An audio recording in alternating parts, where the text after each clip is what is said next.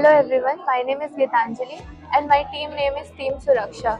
We have joined a 6-day workshop which is named as Innovation and Entrepreneurship. So imagine a young girl is traveling late at night and she is feeling insecure and unsafe.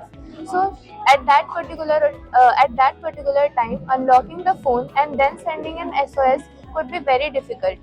So we have come with an idea which is known as Suraksha SOS ring, safety bone in your finger.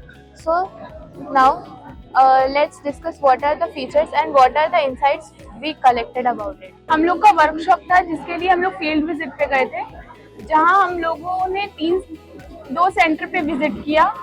पहला police station, दूसरा सखी one stop centre और तीसरा कुछ लड़कियों से बात की, जहां हम लोगों को पता चला कि अनमैरिड वुमेन और मैरिड वुमेन के बहुत सारे केसेस आते हैं। अनमैरिड वुमेन के जैसे स्टॉकिंग और मैरिड वुमेन के डोमेस्टिक वायलेंस।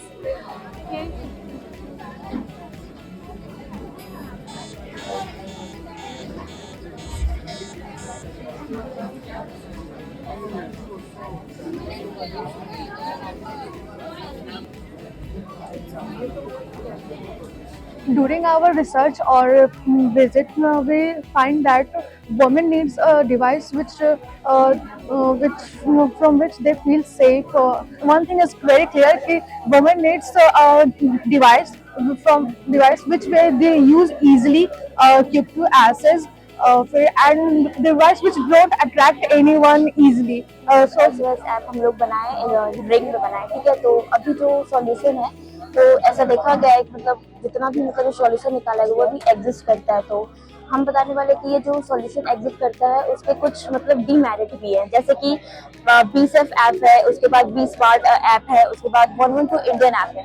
तो ये तीनों में ये है कि लोकेशन वगैरह तो होते हैं, बट इसमें तीनों में क्या है कि इसमें नेटवर्क का जरूरत होता है। तो हम लोगों ने ये सोच के बनाया है कि अगर कुछ लड़की के साथ ऐसा हुआ कि अदर एरिया में कहीं भी ऐसा अगर सिचुएशन में अगर वो आ गई, तो इसमें क्या करते हैं कि नेटवर्क का जरूरत नहीं है, कहीं भी नीड नहीं है नेटवर्क का।